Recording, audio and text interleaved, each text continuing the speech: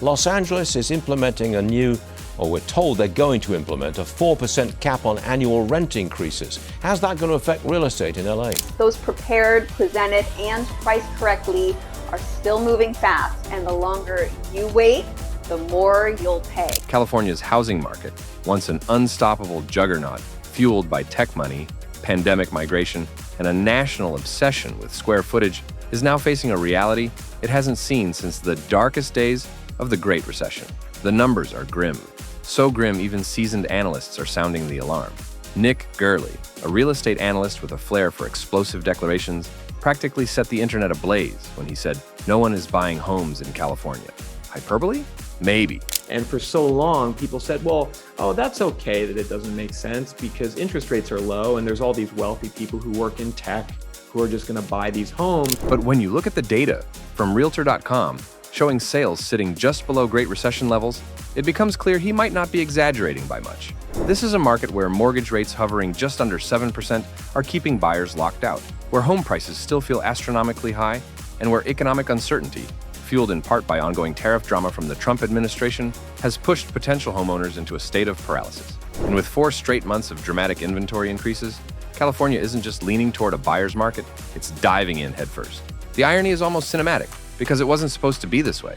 During the pandemic, California housing felt unstoppable. Remote workers fled dense city centers, snagging homes in suburbs and smaller towns. Bay Area families relocated to Sacramento in droves. Los Angeles transplants suddenly discovered Riverside. A wave of Californians even left the state entirely, adding fuel to the narrative that California was bleeding residents, but still raking in massive home price gains. After a very brief dip in early 2020, prices surged, then soared, then skyrocketed, until they hit historic highs. Sellers practically named their prices. Buyers waived inspections, begged sellers to accept their offers, and sometimes even wrote emotional essays about why they deserved the house. It was a frenzy, and it felt like it would never end. But frenzies never last, and California's came crashing down not with a bang, but a slow, grinding shift that finally reached critical mass. The same historically high prices that once dazzled sellers have now trapped them. For buyers, affordability became a punchline. If you weren't making any money on this building, would you fix what's broken? Said absolutely not. Why would I do that? Mortgage rates climbed, insurance prices, especially in wildfire-prone areas, shot up. Layer in the unpredictability of tariffs and economic anxiety, and suddenly people who might have stretched themselves thin to buy a home are sitting tight instead. Inventory began piling up like unread emails. Listings lingered. Price reductions became common instead of shocking. And despite the increase in available homes, more than 73,000 active listings in May, the most since late 2019, buyers simply didn't materialize. The market imbalance is so severe that major California metros, Riverside, Sacramento, Los Angeles, Anaheim, and Oakland, rank among the top in the nation for the biggest gaps between what sellers want and what buyers are willing to do. It should be a buyer's paradise. Instead, buyers are on strike. California reported roughly 25,100 home sales in April, which is technically an increase from a year prior. Sure, but still 20% below the state's long-term average and a staggering 40% below the pandemic peak. That's not a slowdown. That's a nosedive. Analysts don't mince words about what's driving this collapse. High borrowing costs, sky-high insurance premiums, a shaky economy, and perhaps most importantly, a sense among consumers that the market simply isn't worth jumping into yet. Oscar Way from the California Association of Realtors puts it plainly. Buyers are waiting for mortgage rates to fall, waiting for prices to correct, waiting for clarity on where the economy is headed. And while they wait, home values in California have started to slip. I think people start accepting the norm that, okay, well, maybe 6.5% could go down to 6.25. If that's happened, then maybe I should put the house up on the market. Gurley notes that prices dropped 0.42% in April alone, marking the 4th straight month of decline. 4 months doesn't sound like much, but in California, where prices seemed permanently glued to the ceiling, it's practically an earthquake. Still, even with the recent downward pressure, affordability hasn't magically appeared. The average California home remains around $796,000, a number that still makes most first-time buyers feel like they're trying to win a lottery rather than enter a housing market. Median sale prices are over $850,000, and while prices may be dipping month over month, they're still higher than they were a year ago. So the dilemma becomes clear. Prices are going down just slowly enough that sellers panic, but buyers don't feel any urgency. It's a stalemate, and no one is blinking. Analyst Wolf Richter summed it up bluntly. Demand is collapsing. New listings aren't extreme. But because nothing is selling, meaning market rates, it wants to set market rates. It can't really set them, but it wants to manipulate the markets to where they have particular rates. homes are accumulating on the market. It's a pileup, a logjam, a market stuck in traffic with no exit. Another analyst, Lance Lambert, suggests California may finally be crawling out of its pandemic-era inventory hole. In the grand scheme of things, it doesn't move the numbers a lot, but if you have multi-years of this, you would get to closer to an average level of national housing affordability. But that's only because the demand cratered so dramatically that inventory had nowhere to go but up. And then there's the seller psychology problem.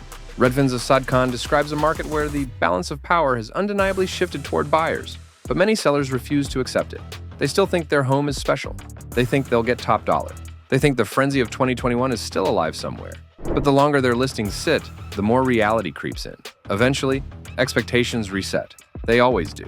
Nationally, experts expect home prices to dip slightly by the end of the year. In California, Zillow projects declines in 31 cities, with San Francisco, San Jose, Sacramento, Los Angeles, and San Diego all expected to see varying degrees of price softening. Wade predicts that as the second half of the year unfolds, seasonality and rising supply will help push prices down even further, though he expects declines to be mild and somewhat volatile. Still, even a mild decline feels monumental after years of seemingly unstoppable price inflation. If we wait until the spring, these buyers will get a better deal.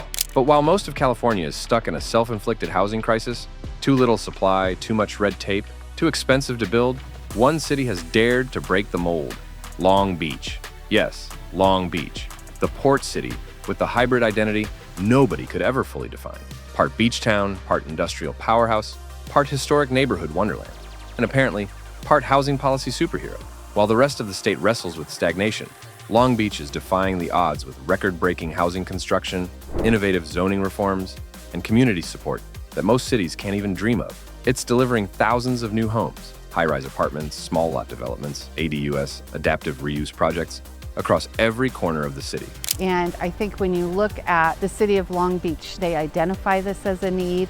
And so we're just very excited to be able to partner with them to help meet that need. And for once, the term all of the above strategy isn't just political jargon. It's actually working. The city is now producing more than 800 accessory dwelling units per year, a staggering jump from the literal zero it started with in 2016. That growth wasn't an accident. It was engineered through relentless community meetings, zoning reforms, permit streamlining, fee reductions, pre-approved designs, and a do-it-yourself ADU permit pathway that turned homeowners into small-scale developers. This forward momentum extended through 2024, when Long Beach hit records across nearly every metric: 1,788 housing units approved, 1,704 permits issued, and 1,204 completed units ready for occupancy, all during a year when statewide construction was stagnant. Long Beach wasn't just keeping pace. It was lapping the competition, and the city isn't relying on one strategy or one type of development. While other cities hope mega projects or luxury towers will save them, Long Beach is building across the spectrum, missing middle projects, large apartment communities.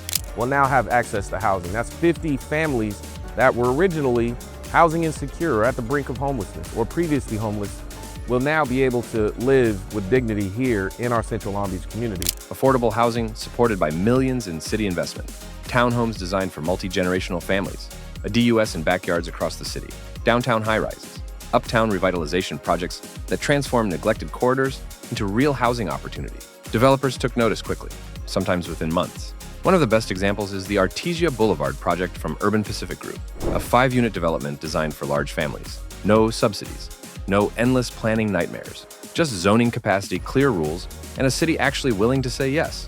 Multiply that type of project across a dense city with 50 square miles to work with, and suddenly you have a framework that changes everything. On the bigger project side, thousands of units have already been approved in downtown Long Beach and the southeast area, with several large-scale developments now under construction.